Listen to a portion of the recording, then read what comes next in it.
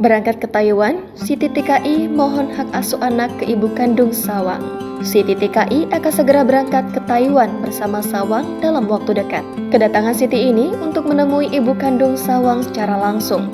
Sebelumnya, Siti sempat mengabarkan Sawang batal dipulangkan.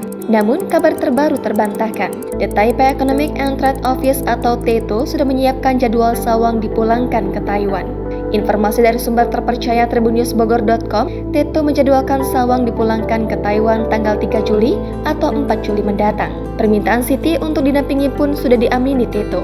Nantinya, Siti mantan TKI akan ditemani pihak Yayasan Buddha Suci dan perwakilan dari TETO selama di pesawat menuju Taiwan. Sesampainya di Taiwan nanti, Siti akan didampingi oleh perwakilan Kantor Dagang dan Ekonomi Indonesia atau KDEI. Saat ini, pihak Yayasan Buddha Suci dan TETO menunggu konfirmasi dari Siti Aisyah. KDEI pun sudah membalas surat permohonan dari Siti dengan nomor IMA 112030 tertanggal 15 Juni 2023. Surat tersebut berisi permohonan kerjasama antara Indonesia dengan Taiwan untuk layanan penjemputan di bandara. Sementara itu, dikonfirmasi tribunnews.bogor.com, Faisal So membenarkan informasi tersebut. Kata Faisal So, Siti akan ke Taiwan selama 14 hari.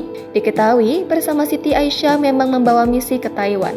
Tekadnya untuk mengadopsi anak majikannya, Sawang sudah teramat bulat. Siti berniat mendatangi ibu dan kakak Sawang untuk meminta hak asuh penyandang disabilitas itu diserahkan padanya.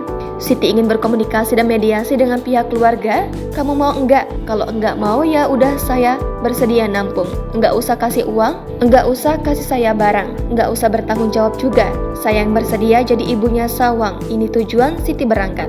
Jelas Faisal So. Ada alasan mengapa Siti Aisyah TKI asal Karawang tetap ngotot mempertahankan Sawang agar terus diasuhnya. Rupanya ibu 3 anak itu tak rela jika anak majikannya yang disabilitas itu dipulangkan kembali ke Taiwan. Siti rupanya ngeri dan cemas jika Sawang ditempatkan oleh Dinas Sosial Taiwan. Bukan tanpa alasan, Siti mengurai kekhawatiran di media sosial. Siti rupanya baru saja melihat berita Taiwan soal insiden mengerikan yang terjadi di sana. Insiden itu melibatkan panti jompo dan kecelakaan.